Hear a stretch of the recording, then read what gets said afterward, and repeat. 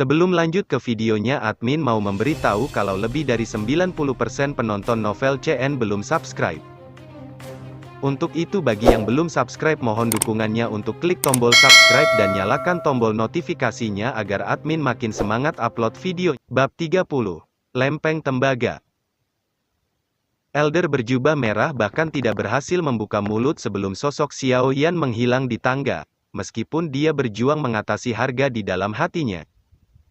Dia mengerti bahwa itu orang yang bisa bertahan lebih lama akan mendapatkan keuntungan dalam transaksi ini. Mereka semua adalah pemain berpengalaman ketika mencoba bermain keras, hanya masalah siapa yang bisa mendidih sampai pihak lain tidak tahan lagi, orang itu akan menjadi pemenang sejati. Xiao Yan tidak terkejut dengan ketenangan pria tua yang berpakaian merah itu, oleh karena itu, kakinya tidak berhenti, sebaliknya, dia menuju ke lantai paling atas. Ada dua lelaki tua berdiri di pintu masuk ke tangga yang menuju ke lantai paling atas. Kedua orang ini mengenakan wajah yang penuh senyum ramah, namun jubah di tubuh mereka menunjukkan bahwa itu mereka adalah orang-orang dari pameran perdagangan. Tak satu pun dari mereka mengenakan lencana alkemis di dada mereka, namun dari luas dan mungkin doki yang menyebarkan dari mereka, jelas bahwa kedua orang ini adalah ahli kuat Dozongs. Kedua orang tua ini awalnya terkejut ketika melihat kelompok Xiao Yan berjalan mendekat. Mata mereka dengan cepat melintas di lencana di dada Xiao Yan.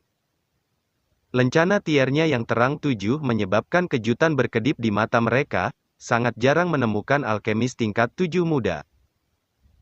Mata mereka berhenti sejenak di Xiao Yan sebelum berbalik ke Ye Zong, dokter peri kecil, dan Tian Huo Zunze. Mata mereka sedikit menyempit saat mereka melewati dua yang terakhir, meskipun mereka tidak dapat merasakan kekuatan yang tepat dari keduanya. Mereka mengerti bahwa keduanya adalah eksistensi yang menakutkan yang telah maju ke kelas Dozun. Kepada tamu penting, apakah Anda berencana untuk menuju ke lantai paling atas? Dari keduanya, pria tua berjubah kuning itu memimpin untuk melangkah maju. Dia menangkupkan kedua tangannya dan bertanya dengan senyuman sopan. Xiao Yan menyeringai, menangkupkan tangannya, dan mengangguk. Beberapa dari kamu tampaknya sangat asing. Ini seharusnya menjadi yang pertama kali kamu datang ke pameran perdagangan alkemis ini, kan? Sesepuh berjubah kuning bertanya sambil tersenyum. Mengapa? Mungkinkah orang itu harus menjadi biasa untuk naik? Xiao Yan mengangkat alisnya dan bertanya. Pak benar-benar tahu cara bercanda. Saya yang lama hanya mengajukan pertanyaan acak. Silakan ikuti aku jika kamu ingin menuju ke lantai paling atas. Pria tua berjubah kuning itu dengan cepat menggelengkan kepalanya setelah melihat jawabannya, meskipun dia cukup kuat. Mereka yang bisa masuk ke lantai atas adalah orang-orang yang luar biasa. Dia secara alami tidak ingin menyakiti mereka. Pria tua berjubah kuning itu memimpin saat dia berbalik. Setelah berbicara, dia berjalan ke depan, kelompok Xiao Yan perlahan mengikuti di belakangnya. Beberapa dari mereka menaiki tangga pendek sambil mengikuti pria tua berjubah kuning itu. Namun, Xiao Yan menemukan setidaknya 5 tatapan tersembunyi yang menyapu kelompok mereka dari beberapa area tersembunyi selama penerbangan singkat ini, yang panjangnya hanya 20 meter. Sepertinya pameran perdagangan alkemis ini memang memiliki beberapa latar belakang. Xiao Yan berada di dalam hatinya. Setelah itu, dia perlahan melangkah langkah terakhir, lantai paling misterius muncul di hadapannya. Lantai atas legendaris dari pameran perdagangan alkemis tidak benar-benar luas jika dibandingkan dengan dua lantai di bawah, namun dekorasi yang luas membutuhkan usaha. Tempat ini tidak secemerlang seperti lantai 2, hijau pucat. Batu giok hangat menutupi lantai, ada kehangatan samar yang melonjak ke dalam kaki seseorang ketika seseorang menginjak lantai, menyebabkan seluruh tubuhnya merasa sangat nyaman. Ada sedikit orang di lantai atas ini, yang ditutup dengan batu giok hangat, dalam sekejap. Hanya ada beberapa lusin orang, Namun, Xiao Yan mengerti bahwa itu lusinan orang ini adalah ahli sejati atau nenek moyang ahli kimia yang dapat memunculkannya di dunia luar.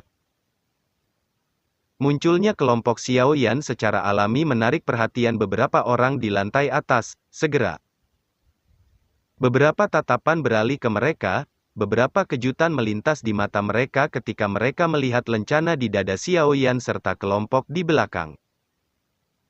Seperti kelas 7 muda alkemis kelas menengah dan 2 elit Dozuns, lineup ini cukup kuat. Dari mana faksi kaya itu berasal?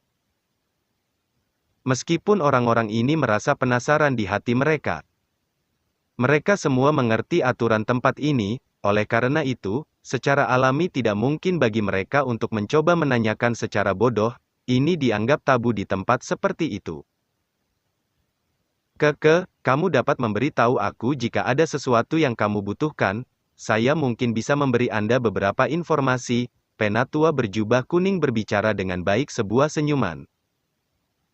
Xiao Yan merenung sejenak setelah mendengar kata-katanya. Dia mengangguk dan menjawab, aku butuh 2 jenis bahan obat. 10.000 tahun Green Spiritual Vine dan Snowbone Ginseng. 10,000 Old Green Spiritual Vine, Snowbone Ginseng, tetua berjubah kuning menggumamkan kata-kata di mulutnya.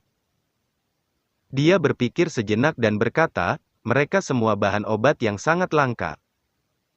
Mereka cenderung digunakan untuk memperbaiki pil obat tingkat tinggi. Aku tidak memiliki informasi tentang Vine spiritual hijau 10.000 tahun, tetapi untuk Snowbone Ginseng, harus dikatakan bahwa itu keberuntungan kamu baik. Ada Snowbone Ginseng di antara barang-barang yang diperdagangkan di lantai ini. Oh, mata Xiao Yan menjadi cerah. Tidak disangka bahwa itu penyelidikan acak telah memungkinkannya untuk mendapatkan informasi tentang ginseng tulang salju. Ikuti aku. Pria tua berjubah kuning itu tersenyum lebar. Setelah itu, dia berbalik dan berjalan ke sudut utara. Xiao Yan buru-buru memimpin 3 lainnya dan mengikuti. Kelompok Xiao Yan mengikuti tetua berjubah kuning untuk beberapa jarak sebelum akhirnya berhenti di sudut di sebelah utara lantai atas. Ada platform batu giok yang ditempatkan di tempat ini. Udara dingin melengkung naik dari platform sebelum terpisah, menyebabkan suhu daerah sekitarnya menurun. Ada beberapa bahan obat, gulungan, pil obat, jarang ditampilkan di platform batu giok. Dari kelihatannya, semuanya tampak seperti barang luar biasa. Ada cukup banyak orang berkumpul di sekitar peron batu giok, jelas, mereka cukup tertarik dengan hal-hal di dalamnya. Mata Xiao Yan melompati platform batu giok dan berhenti di tubuh pria tua berambut pirang di belakangnya. Orang tua ini berpakaian seenaknya. Wajahnya dipenuhi kemalasan saat dia menutupi di atas platform batu giok. Dia mengabaikan pengamat di sekitarnya dan menggali di telinganya tanpa ada kekhawatiran. Yan tua, bisnismu hari ini cukup baik kan? Laki-laki tua berjubah kuning itu meringkuk di sisi podium batu saat dia tersenyum dan bertanya kepada lelaki tua berambut pirang dan ceroboh itu. Bagus apa? Orang-orang ini hanya melihat, tetapi tidak membeli. Mereka bahkan mengatakan bahwa itu barang-barang ini terlalu mahal. Jika menurut mereka terlalu mahal, mereka bisa menuju ke lantai bawah untuk berbelanja. Pria tua yang ceroboh itu memutar bola matanya. Dia meludahkan air liur di tanah tanpa hati-hati citranya. Orang-orang di sekitarnya sedikit malu ketika mendengar kata-katanya, namun pameran dagang semacam ini bukanlah tempat yang cocok untuk berdebat dengannya.